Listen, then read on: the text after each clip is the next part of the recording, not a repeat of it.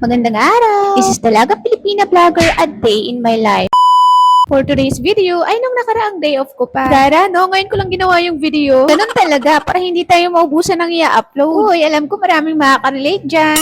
So, yun na nga guys, kahit day off ko nga yun, ay gumising pa rin ako ng maaga. Para naman kahit minsan, ay maranasan naman na ang kalandun yun ay paganda siya ng almusal. At yan nga po palang lulutuin kong almusal. Ay binili ko pa nga ho yan nung gabing kinamagahan ng day off ko. Nagpainit pa nga ho pala ako ng tubig pampaligo ni Andu dyan. Pero habang nag-aasikaso nga ako, ayan, tulog pa siya. Pero ginising ko na rin siya noon para makaligo na. At yung sinasabi ko nga ho pala kanina, na nung gabi ko pa ito biniling karne at hotdog kahit wala kaming ref. At baka iniisip nyo na maaaring sira na, ay hindi ho mangyayari yun dahil may ginawa ako. Yung hotdog, hindi naman talaga masisira yan. Pero yung sa karne, ang ginawa ko naman, ay nilagyan ko ng maraming asin. Ganun kasi yung ginagawa ni Papa nun para hindi masira yung karne or isda. Na kung tawagin sa Bicol ay hinilam. O di may natutunan na naman kayo. Alam nyo naman, walang ref sa bundok. At ito na nga guys, yung baon ni Ando. Inayos ko na sa lunch bag niya. Samahan din natin ng prutas. Dalawa sana yung ilalagay ko.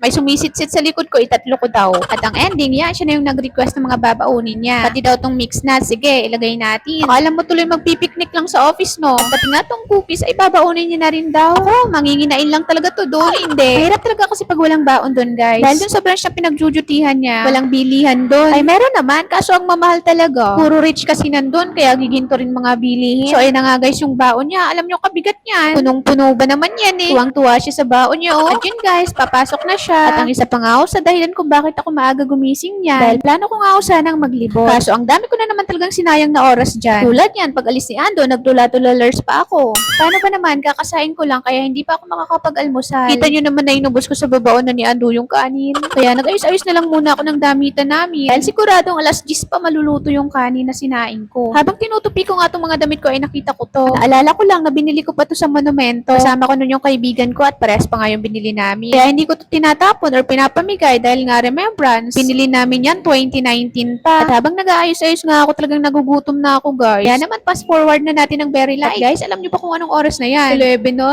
Kaya pinagsabay ko na naman yung almusal at tanghalian. Kahit ang aga ko pala gumising, ganun pa rin. Lalo ko pa nga ako talagang pinatagal dahil yan. Manunood na naman ako ng MMK. Kahiligan ko na talaga kasi manood ng MMK tuwing kumakain ako. Kaya ang napapala niyan, punong-puno na rin nakatrabahan sa buhay. At yun na nga guys, fast forward ulit natin dahil dito hapon na talaga.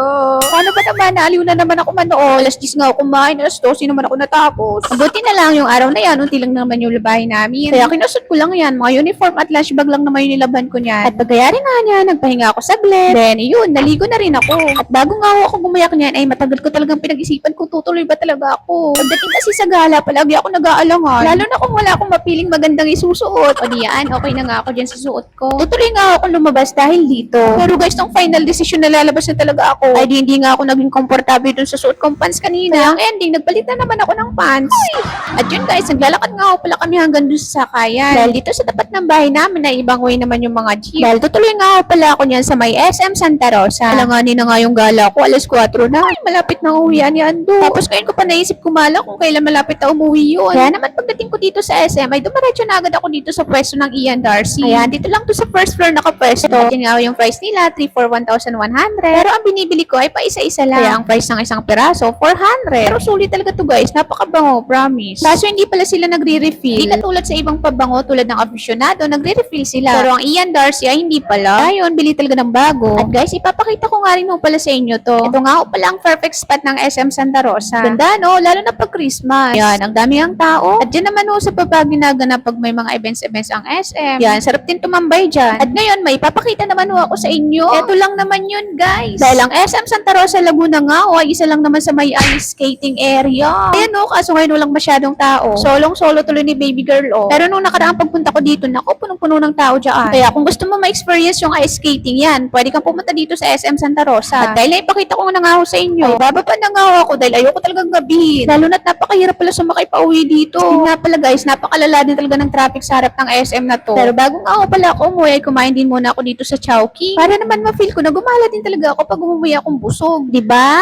Gutom na rin talaga ako kasi 'di ba alas 10 ako kumain. Tapos wala naman akong ibang kinain after noon. Kaya gutom na gutom talaga ako niyan. At yan, Chowpa na nga lang in-order ko niya. Dahil ayoko na nga ng manok. At tapos nga ako kumain ng alas 5. Kaya pagkayari noon, nagmadali na ako sa pag-uwi. At yun lang guys ang nangyari sa araw na to. At kung isa ka nga sa nakaabot sa dulo ng video na to, ay maraming salamat po sa'yo.